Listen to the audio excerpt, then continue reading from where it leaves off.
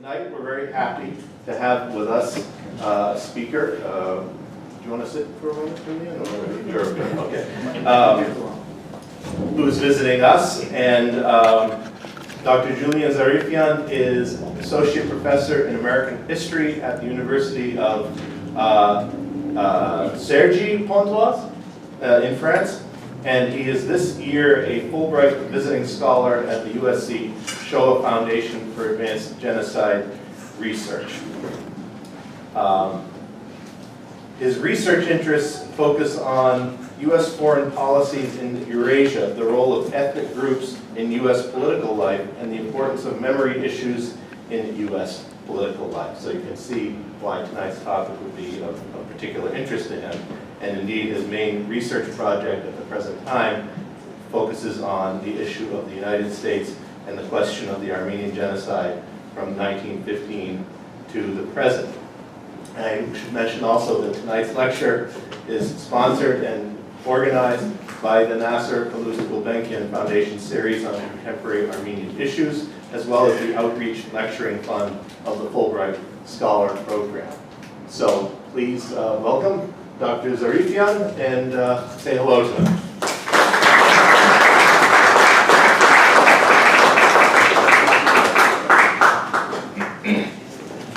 Thank you. Thank you very much, Mark, for this wonderful introduction. So I'm extremely happy to be here. Before I start, there are quite many things I want to say. First, of course, I want to thank very, very much NAASR and more personally, if I may, Mark who's been instrumental in putting all that together. I want to thank also the Gulbenkian Foundation for co-sponsoring the event, and indeed the Fulbright program, as Mark said. So before I start, I want to insist on the fact that I'm very happy to be here with you all. It seems that most of you are apparently Armenian-Americans from here, from the Boston area, so it's wonderful for me to being able to meeting with you and possibly interacting with you. I really look forward to it. I also want to say that although I've been working on this topic for a few months now, and for approximately 9 months, I'm still in the, let's say, research stage. I'm still collecting the information. I'm still reflecting quite much on the topic, on the way I'm going to handling it, and so on. So I'm sorry if everything is not completely finished and fully elaborated. It's still a work in progress, and I want to be clear on this point.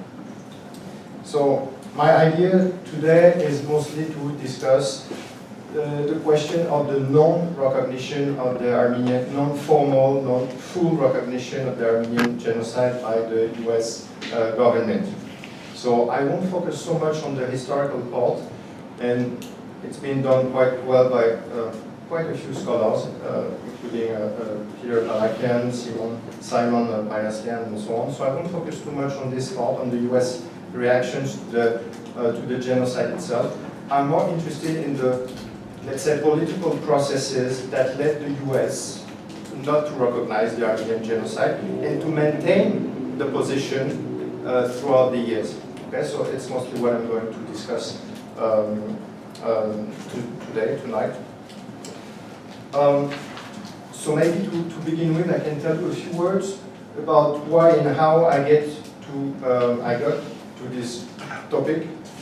I started to get interested in this topic actually a long time ago, when my country, France, was itself in the process of recognizing the Armenian genocide. So it mostly took place, it was a long process too, but it mostly formally took place between 1997 and 2001, when eventually the French Parliament voted the law, the recognition law, in 2001. So at that time I was a young, not even scholar, I was a student in history. I was already very much interested both in Armenian history, Armenian political questions, and also in political studies in general. I also started to have a strong interest in the US, but anyway, so of course I was very interested in this in this question of the recognition of the Armenian genocide in my country, in France. And it's at that time that I started to realize a few interesting things that I'm still actually reflecting on today. So first, this process in France showed me at that time, although it was probably obvious for most of you, but for me it was quite new, that Turkey was literally obsessed by this question of the Armenian genocide and was extremely, firmly involved and vehemently involved in stopping, blocking any type of international recognition. So I discovered that. In the meantime, I discovered through this process in France that still, in spite of this many and manifold Turkish pressures, it was possible for a country like France to eventually recognize it. So that was an important step in my reflection.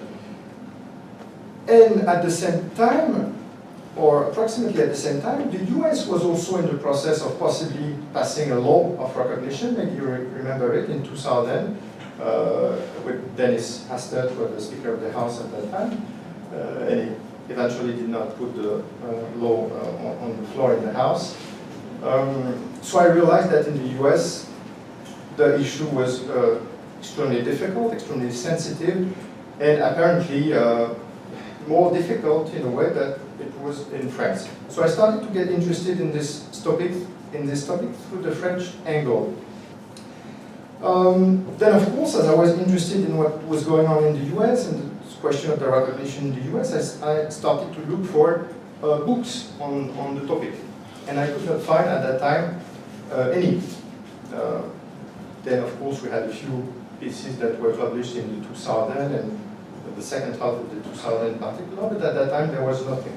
So I mostly accessed a few information through the internet that was emerging at that time, and mostly newspaper articles. So I started to read as many newspapers articles as I could on the topic.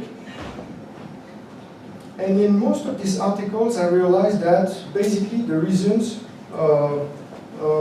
put forward to explain this non-recognition thing like the US were mostly, not to say only, geopolitical. The focus was very much on the geopolitical importance of Turkey that would basically undermine any recognition here in the US, because the US and Turkey were important allies, and the US wouldn't want to risk a sort of cooling off of the relations with Turkey. That was basically the big thing, and that was the big argument that I could read everywhere in the newspapers. The few articles that I could find. And basically, this is still the argument which is still, most of the time, put on the table. Okay, so for a few years I stopped working on the topic and being interested in the topic. And then at some point I started to get interested again in the topic, mostly, maybe you remember the 2007 and 2010 episodes in the House where a resolution was voted both in 2007 and 2010 in the House Committee on Foreign Relations, and then not brought to the floor for different reasons. So I started to get interested again in this topic at that time. And I realized that the arguments were always the same, the geopolitical importance of Turkey and all this big national security thing, blah, blah, blah. And that was okay, that was convincing, but still, I had the impression that the topic would deserve a real scholarship and a real focus on trying to dig a bit more on the question. So that's why and how I started to work on this topic these past few years, and more seriously these past few months. So today my idea is mostly to try to show that this geopolitical aspect is essential, and I will develop on it a bit, but that there may be other reasons why the US has not come to fully, completely recognize the Armenian genocide through a law. That's what I mean by fully recognizing the Armenian genocide, a law of the Congress. So basically, I will start by saying a few words on, let's say, briefly the historical background and the state of the Armenian genocide recognition here in the US. Because of course it's a complex situation, and I'm sure you know a lot about it. Many states, local governments, cities, and even at the federal level, many different groups, institutions, and so on have already recognized it. So I'll say a few words about that. And then I will try to develop on to me, the different reasons that may explain this non-recognition thing. So first, I will insist on the geopolitical ones. They are quite well known, but still I will develop on them. And I will then try to tell you why, in my opinion, at that stage of my research, it's not enough to completely understand this non-recognition thing.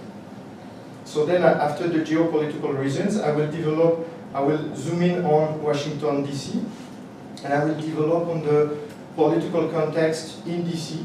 that also plays a major role, in my opinion, in this non-recognition thing. I will develop especially on the lobbying thing, but not only. I will also try to talk of some sort of political culture in DC that makes it complicated to pass resolutions on the Armenian genocide. And then my last part, so it definitely is a work in progress, the last part, but I think it's an important one, so I'll try to discuss it with you, relates to what I call memory issues, and the way the US deals with memory, and especially with the dark pages of history. Okay, and my argument is that the Armenian genocide is part of this broad picture. Okay, the way the US deals with history, and so that be my last part. But anyway, it's a difficult point for me, so I'll try to give you my conclusion at that stage again of my research. Okay, so if we focus briefly on the state of the Armenian genocide recognition here in the US. Okay, so as you probably know, I'm not going to insist too much on history. It is quite well known that the US of President Wilson supported quite firmly, although that should be discussed and nuanced and so on, but still supported quite firmly the Armenians during the genocide, and also in the immediate aftermath of the genocide, mostly through humanitarian assistance, but also politically to some extent, in the Sèvres Treaty and so on. However, this support soon decreased, and the Armenians were somewhat forgotten by the US diplomacy, and not only the US diplomacy, by the rest of the world, as you know, especially from the 20s on. And when the question of the Armenian massacres and the idea of justice for the Armenians emerged again after World War II, and even more after 1965, Turkey had become a major ally of the US. So when the Armenians started to ask for justice and for the recognition of the genocide, and when Turkey also started to oppose this recognition and this demands, Armenian demands for justice and so on, the US executive branch decided not to take the risk to hurt Turkey and refused to use the term genocide to qualify the 1915 massacres. And soon, probably from the 70s, or I need to figure out the exact moment where the decision was taken, if there is such a precise moment, but anyway, soon the executive branch also decided to oppose to any federal and sometimes even state and local institutions that tried to recognize the Armenian genocide. Of course, this was not acceptable for the Armenian-American community, and Armenian-Americans started, especially from the early 70s, to lobby in DC to obtain such a recognition. So the focus was not only on the recognition, of course, but the recognition of the Armenian genocide was, I'd say, a significant part of the lobbying effort, and has been a significant part of the lobbying effort by the Armenian lobby. And eventually, as you of course know it, the Armenian groups obtained significant results. So to make it simple and short, and again, I know you're familiar with all this, I mean, I guess you are. We can say that basically almost everyone and almost every US institution today recognize the Armenian genocide, except, of course, a few denialists, a few Turkish lobbyists also, and also except the executive branch, well, except on very rare exceptions, and we all know about President Reagan's statement using the word genocide and so on, but again, this is, you know, 2 or 3 examples. So basically you have the executive branch, which still clearly opposes the Armenian genocide recognition, and also some institutions that are, let's say, under the pressure of the executive, and interestingly enough, the US Congress, which should be much more independent, and which at the end of the day on this very question is completely dependent on the, yeah, on this executive branch's pressure. Okay, so I'm not insisting too much. Maybe just one point. Of course, you know it, but it's interesting to note that today 48 of the 50 states of the Union have recognized the Armenian genocide.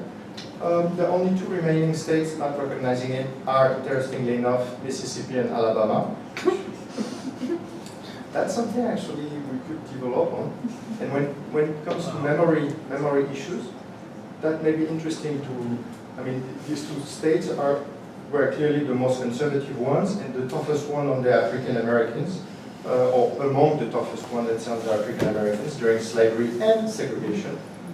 So it's not completely impossible that there is some sort of link. But anyway, then even at the federal level, and even when it comes to the executive branch, there is this Ronald Reagan statement in '81. There is also a mention in the document published by the State Department in '51 that mentioned the word, that used the word genocide for the Armenians. Then you have also the case of John Evans, former ambassador to Armenia, who recognized it in 2005, and then who was not fired but pushed to retirement, not resignation, retirement, so it's kind of the same. The Congress also has a strong record on the question, so again, I'm not developing, but what is interesting is that both the House and the Senate have voted resolutions recognizing the Armenian genocide, but not in a joint way, so it's only sort of non-binding House or Senate resolution. And then, anyway, so mostly because of these pressures from the executive branch, Congress has not been able to vote a joint resolution.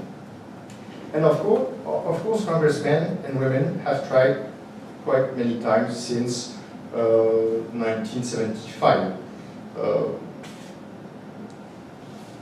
So the question is why?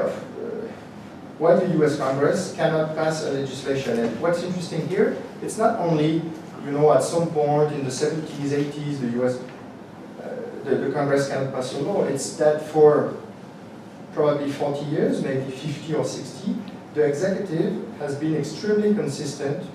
It's one of the rare examples, actually, of consistency and coherence. Such a coherence on this sort of question.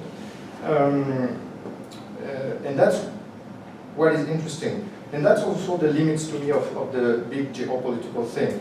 I mean, the geopolitical argument can very well explain that at some point it's not possible because Turkey during the Cold War or this or that is extremely important, blah, blah, blah.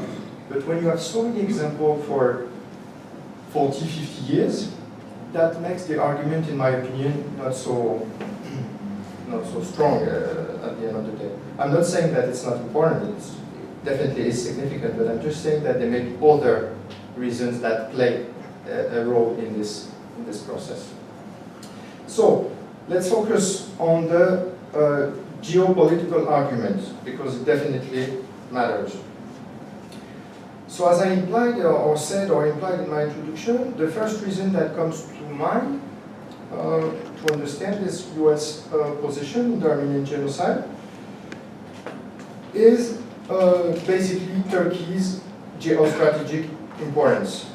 Geopolitical, geostrategic, also economic or geo-economic too.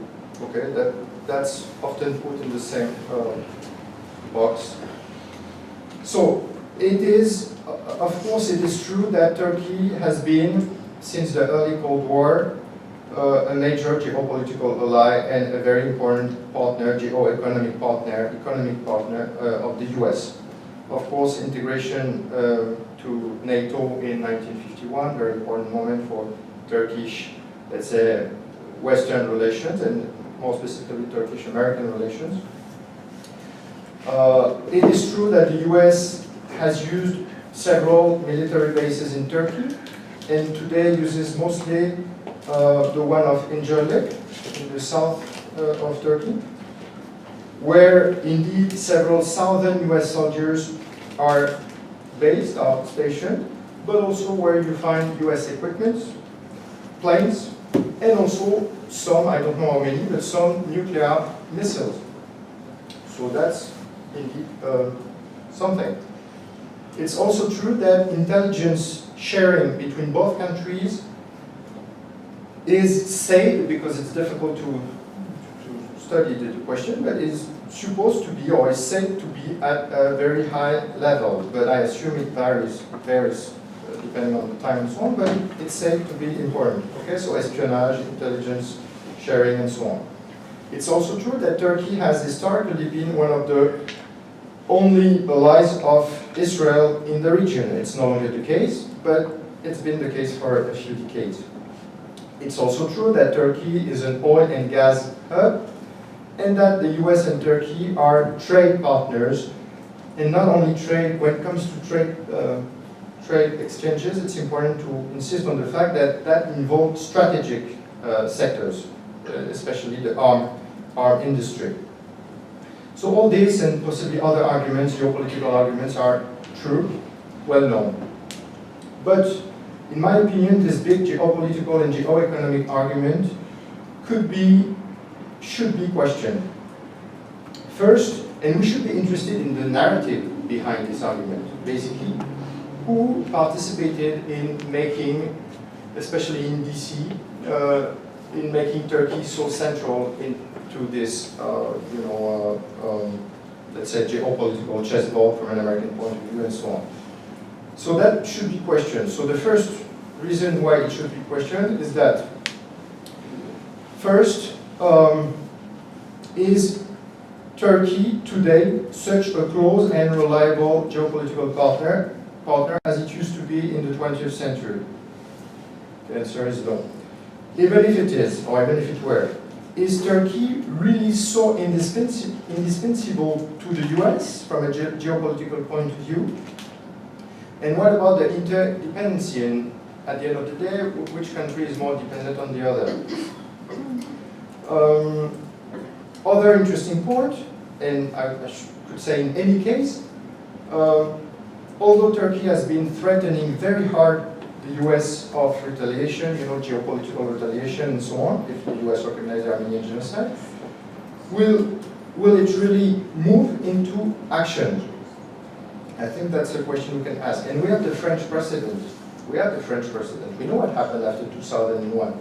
Turkey threatened quite much France of this, of that, and so on. And at the end of the day, almost nothing happened to France. I mean, and we even know that the 5 years following the French decision, business increased between France and Turkey. Anyway, so again, I'm not saying that this geopolitical thing is not an important and is not a central argument, but in my opinion, it's much more problematic and much more complex than it may appear at first glance. And again, the main points here are, first, there is no evidence that Turkey is completely, indispensable to the US. And second, that Turkey would drastically cool off its relation with the US if the US recognized the Armenian Genocide.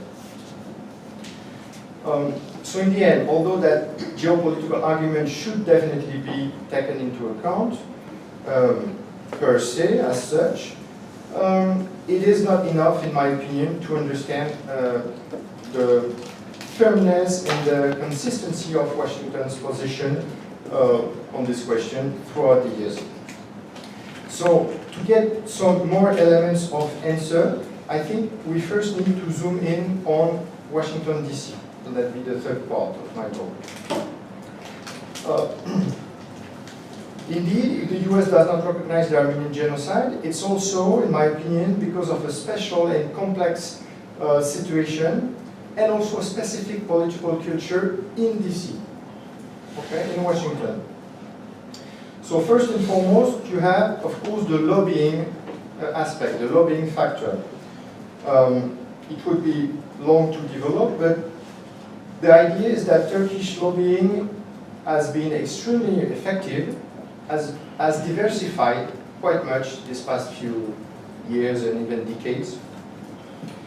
It has been massive, massive both in lobbying the executive branch and in lobbying the Congress. So first, if we develop a bit on these different types of Turkish lobbying, you have, of course, the direct pressure operated by the Turkish government. Most of the time on the executive branch, but also sometimes on Congress. For example, as early as 1975, we have records of the Turkish ambassador to Washington meeting directly with then House Majority Leader Tip O'Neill, whom you probably know quite well here in Boston. O'Neill, of course, supported an Armenian resolution at that time, and the Turkish ambassador met with him to try to influence him, as early as 75 again.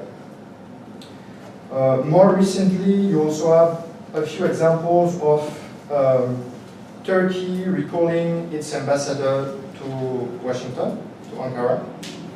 Especially, there is the instance of 2007 and then 2009.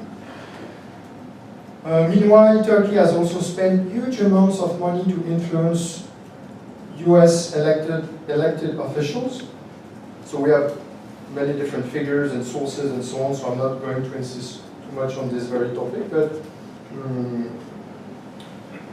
just to focus on the past few decades, the most recent examples, we are aware of quite many lobbying contracts between Ankara and famous lobbying firms here in the US, including the Livingstone Group, Dixon Shapiro LLP, DLA Papers, the Geffard Group, and that's interesting because Geffard, as you may know, was a very pro-Armenian congressman, and then I don't know if he was not re-elected or if he retired, but anyway, the same, and then he became a Turkish lobbyist.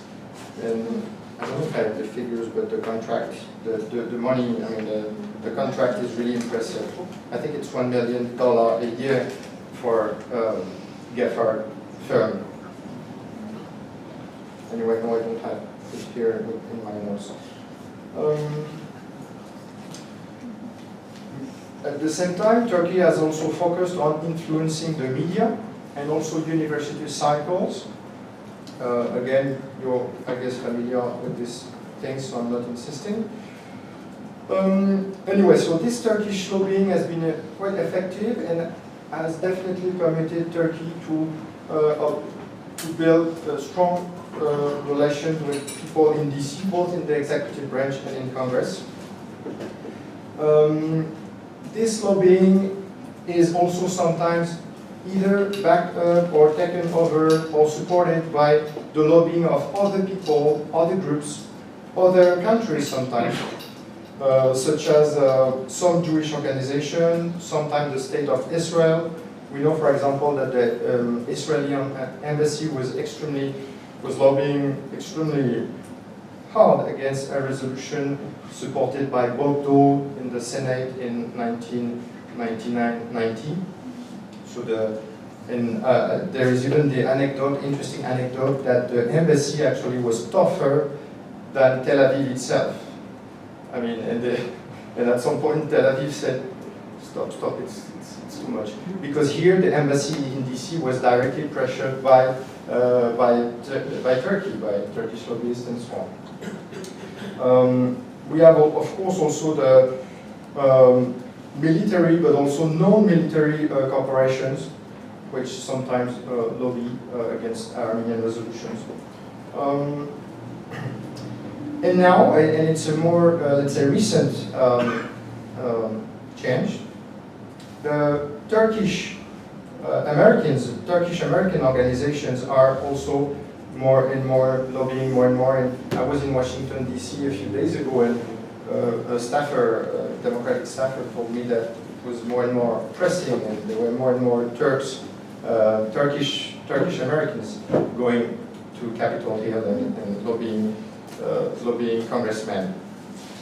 So I'm not insisting, but the main organization, as you may know, is today the Turkish Coalition of America, TCA, but there are, of course, others. Finally, if we focus on Congress and on, let's say, lobbying activities against genocide resolutions, we also have to mention the executive branch, which also lobbies very hard and very much congressmen. As you probably know, we quite often have records. We have records of phone calls directly from the state, from the Secretary of State. It has happened at least once, but at least twice, but probably more. Condoleezza Rice and Hillary Clinton.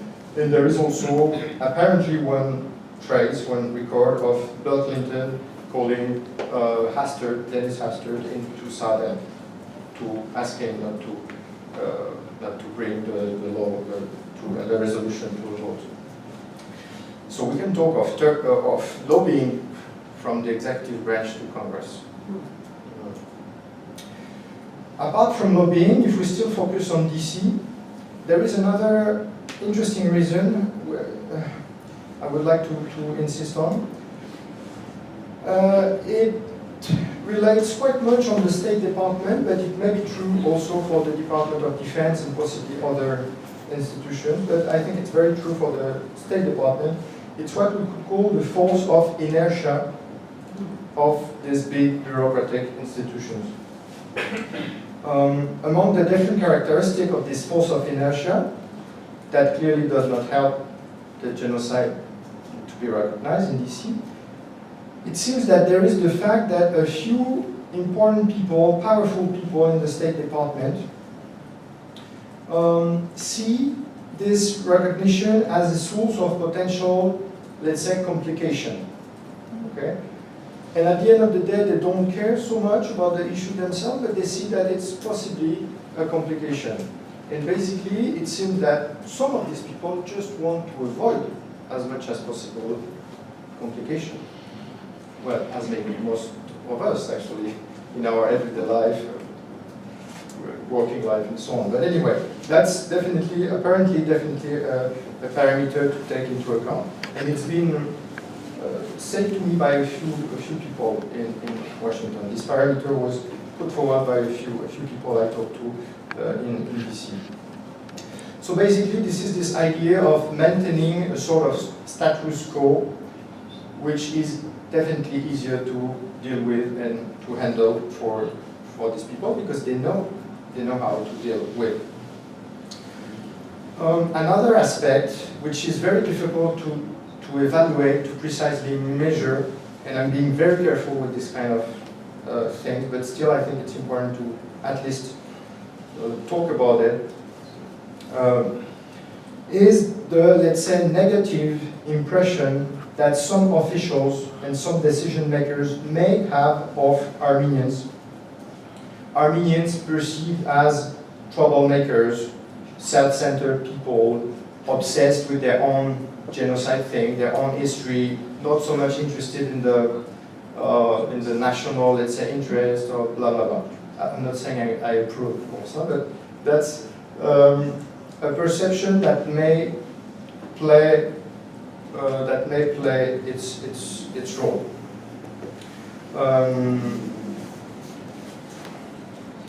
Well, I won't insist, but I could, but you see, I guess, the idea. A sort of anti-Armenian sentiment that people won't say, of course, but some say it in direct or indirect ways, and others that witness themselves this sort of anti-Armenian thing. They will tell you if you talk to them and so on. So that's, again, that may play, it's difficult to evaluate precisely, scientifically, but it's part of this big picture, in my opinion. Then, and finally, as far as Washington DC is concerned, and in a very different vein, we can also consider that the Armenian Genocide recognition has been a sort of victim of the progressive but inexorable loss of influence of the Congress vis-à-vis the executive. It's been a long process and it's still going on, in my opinion. The fact that Congress is more and more partisan, that is also an important point, and more under the influence of the executive and or party leaders is also an important point when it comes to discussing genocide resolutions and voting, potentially voting recognition resolutions. So, all these political aspects are central ones. If you ask me my opinion, very modest opinion, I would say that they are the most important ones. Basically, to me, the battle is, if there is such a thing, is in DC, and only in DC. I mean, all the geopolitical thing and so on could be overcome if the situation in DC were to be different. So this is definitely a central point to understand what's going on in Washington, DC. So this political thing in DC, the geopolitical points that I developed before are definitely important ones, central ones, and they explain in large part why the US has not fully recognized the Armenian genocide. Now, my idea is that another parameter should be taken into account. And is not, I mean, almost never is taken into account, the role that the Armenian genocide plays or may play in US political, social, and memory life. So this is the last point of my talk. So, in my opinion, the US recognition of the Armenian genocide should also be considered as part of a broader picture that relates to the way the US deals with history. And especially, of course, with the dark pages of history. And even more, I'd say, when these dark pages of history may have an impact on political, social life and stability, both at the national and international level.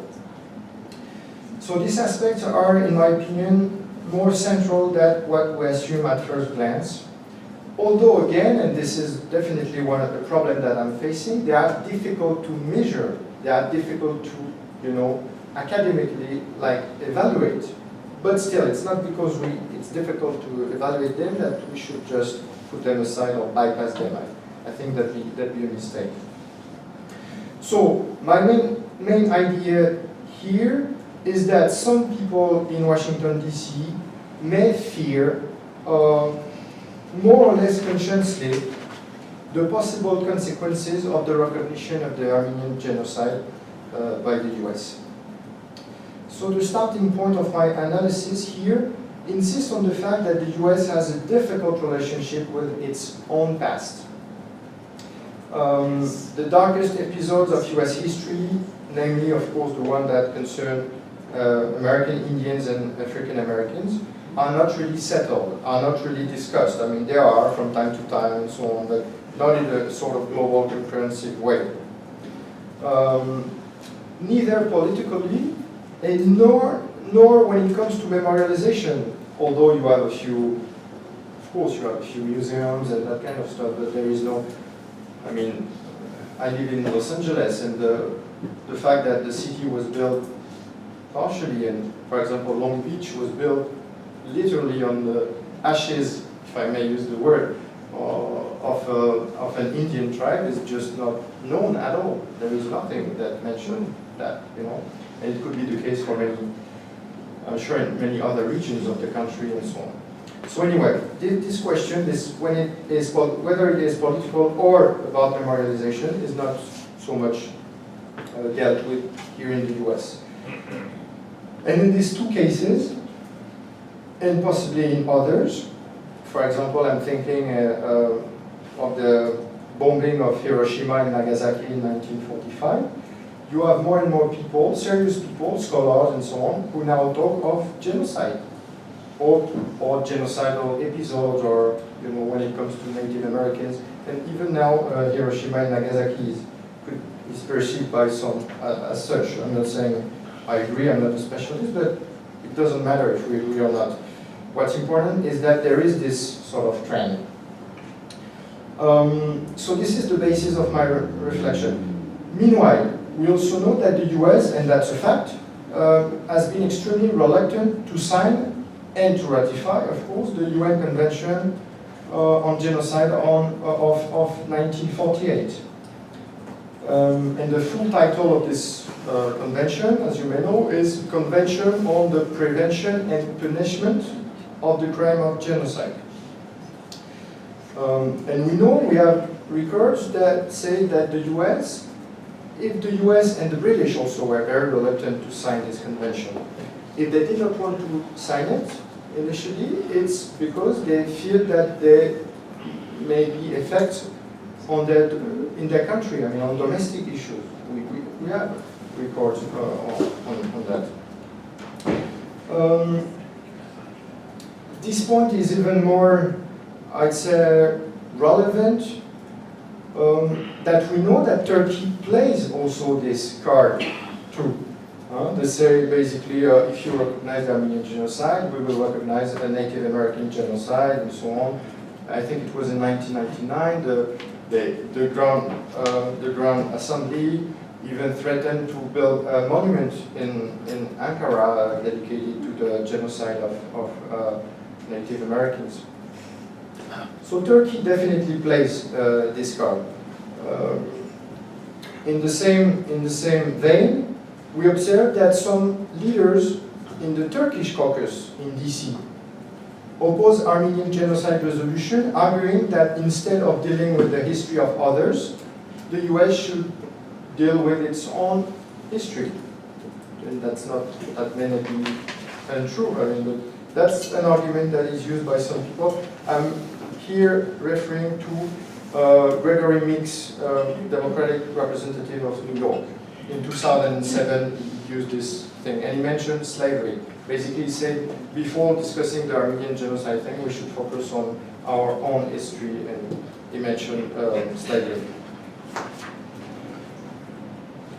I also mentioned briefly the fact that the last two states of the Union that have not recognized the Armenian genocide yet are Mississippi and Alabama. Again, among the ones which have been the toughest on African Americans during slavery and segregation.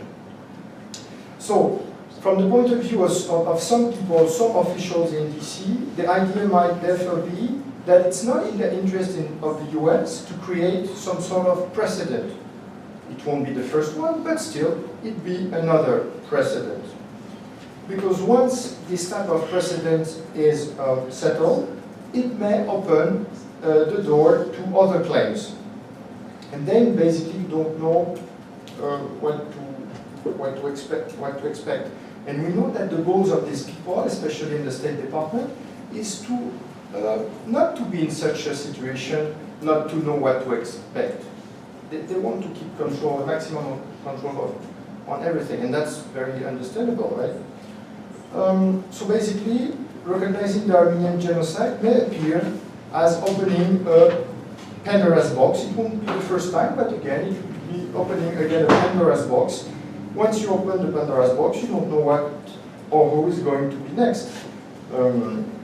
So I'm not saying that everything of this sort may happen if the US recognizing the Armenian genocide, but we can assume, I mean, it's possible, I'm not saying it's likely, but it's possible that after an Armenian resolution, you might have other groups that may ask also for something, recognition of whatever massacre, genocide, or basically recognition of the collective suffering that they have endured or that they are still enduring. The Greeks, the Rwandans have already obtained some sort of recognition, but they might ask for something else. The Palestinian also, and that may be an issue too. It relates to Israel, but still, it's not completely crazy to imagine that at some point the Palestinians come to Capitol Hill and ask for something. I don't think they will obtain much, but this is not actually the point. The point is that, again, it opens the door. Another and that the last point, another argument of this sort of memory thing, memory category, and an argument that concerns both the executive but also Congress, maybe even more Congress actually. Some people on Capitol Hill and I mean in the White House, State Department and so on, just believe that we talk too much of the past. Just believe that minority groups and their specific histories are too much discussed, too much dealt with, instead of focusing on the economy, on whatever national interest and so on. And last point, and I think it's also an important one, especially in Congress, that in any case it should not be the job of the government or Congress to judge history. That's a point that has been raised by quite many people in Congress and also by late Zbigniew Brzezinski, central man of the US diplomacy, especially under President Carter. So basically, Brzezinski said, we don't need recognition, and in any case, it's not the job of the US Congress to evaluate history. So that this argument also should be taken into account when it comes to understanding why resolutions are not passed. So to conclude in a few words, so my goal today was to show that if the US has not recognized the Armenian genocide yet, it's for many reasons, many different reasons. And that basically, if we want to fully understand why the US has not recognized the Armenian genocide and has maintained the position throughout the years and decades, we definitely have to opt for a fully inclusive approach, and not only to focus on one argument, even though this argument may be central. And especially, we should not focus so much, in my opinion, on the, let's say, because of Turkey argument, or because of Turkey's geopolitical importance argument. In the end, I think that what I don't like very much with this single argument is the because of Turkey part. I don't like too much the idea that if a country as the United States does not recognize an historical fact as the Armenian genocide, it's because of another country or because of the others. I think this because of Turkey argument has prevented us from studying seriously this important question. To my modest knowledge, it's not been studied at all, whereas it's, I mean, I'm not saying it's an amazing topic, but you know, it's a topic in political studies. I think it's a fair topic. It's not been studied at all, or almost at all. There is an important book by Michael Gobelian which tackles partially this aspect. But apart from Gobelian's book, there's nothing. I mean, we have the book focusing on the historical part, US reactions during the genocide, but then nothing on this recognition thing.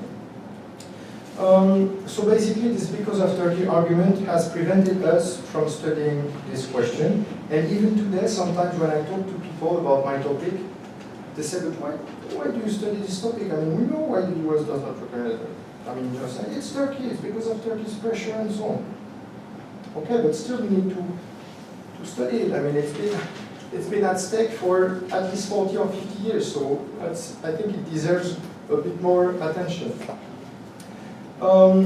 Maybe more significantly, this because of Turkey argument has also tended to exonerate the US from its responsibility in that thing, and I think it's not fair. And last point, it has also tended, in my opinion, to reduce the question to something very geopolitical, and also it is also the idea of Turkey. I mean, to present that international recognition of the Armenian Genocide as a geopolitical, some sort of geopolitical struggle, or and sometimes also a political question. And in my opinion, it's not the case. I mean, it's not only a geopolitical thing. It's first and foremost a matter of, it's a domestic, and should be considered a domestic issue. I mean, if, in the case of France, you may remember that the text of the law was France recognizing the Armenian Genocide of 1915, period. No mention of Turkey, no mention of the Ottoman Empire, whatever. So it's definitely some sort of symbolic role in domestic decision, which, from my understanding, is addressed mostly and actually only to the Armenian-American community. And that relates to the, let's say, dignity and identity of Armenian-Americans. One of the reasons why most of Armenian-Americans came here relates to genocide, right? So if you don't recognize this important aspect of their history and identity, well, you complicate their life, to me, their very identity. So anyway, this should be a question related to the Armenian-American community, and also, and that's a very important point, and that be my last point, it should be related to the way the US and also other countries, but here the US deals or should deal with history and the dark pages of history. It should not be about Turkey. Recognizing the Armenian Genocide here should be about Armenian Americans and the way the US deals with history. And I'll finish here.